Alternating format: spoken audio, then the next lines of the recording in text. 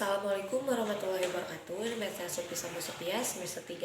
Di sini saya akan mereview jurnal dari Ibu Profesor Dr. Haji Heni Nuraini SMA, yaitu tentang pengiriman tenaga kerja migran sebagai salah satu bentuk perbudakan modern dari tindak pidana perdagangan orang. Indonesia merupakan salah satu pengiriman tenaga kerja migran secara internasional. Kasusnya pekerja kasar dan pembantu rumah tangga atau pekerja domestik terbesar di Asia. Tenaga kerja Indonesia atau TKI sering bermasalah baik secara individual bagi dirinya maupun secara umum bagi pemerintahan Indonesia. Masalah yang paling besar adalah TKI yang berasal dari Indonesia sering menjadi korban dalam perekrutan TKI yang akhirnya menjurus pada perdagangan orang. Korban yang berharap untuk bekerja untuk memperbaiki kondisi ekonomi keluarganya, perempuan dan laki-laki dewasa, anak laki-laki dan perempuan yang telah diperdagangkan dari Indonesia melalui perbatasan wilayah negara-negara lain. Beberapa negara yang menjadi tujuan adalah Malaysia, Singapura, Hong Kong, Taiwan, dan negara-negara di Timur Tengah, yaitu Arab Saudi. Perdagangan orang dapat terjadi dalam berbagai bentuk, namun untuk mengeksploitasi korban untuk keuntungan orang. 3 unsur, yaitu proses yang dilakukan biasanya pelaku memindahkan korban dari jauh dari komunitasnya dengan mengangkut, mengirim, dan menerima. Dan yang kedua yaitu cara yang dilakukan pelaku menggunakan ancaman, kekerasan, atau jerat hutang untuk mendapat kendala dari korban sehingga dapat melakukan pemaksaan. Dan yang ketiga yaitu tujuannya. Tujuannya adalah ditujukan untuk eksploitasi atau menyebabkan korban tereksploitasi untuk keuntungan finansial pelaku. Ataupun eksploitasi dapat juga berarti pemanfaatan atau transplantasi organ tubuh.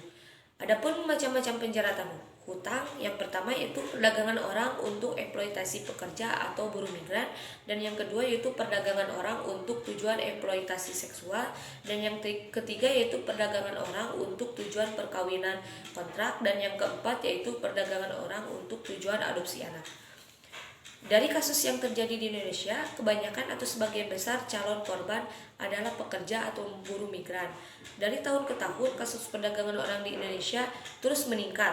Pada umumnya, korban pekerja sebagai pembantu rumah tangga, penari penghibur, dan pertukaran budaya, terutama di luar negeri. Dan yang ketiga yaitu pengantin pesanan, terutama di luar negeri. Dan yang keempat, beberapa bentuk buruh atau pekerja anak. Yang kelima yaitu pekerja seks komersial dan eksploitasi seks. Dan yang keenam yaitu penjualan bayi melalui perkawinan palsu atau kawin kontrak. Dan yang ketujuh yaitu bentuk lain dari kerja migran. Untuk itu, upaya yang dapat dilakukan adalah penyadaran masyarakat untuk mencegah trafficking melalui sosialisasi kepada berbagai kalangan, contohnya camat, guru, atau anak sekolah. Dan yang kedua yaitu memperluas peluang kerja melalui kewirausahaan maupun keterampilan.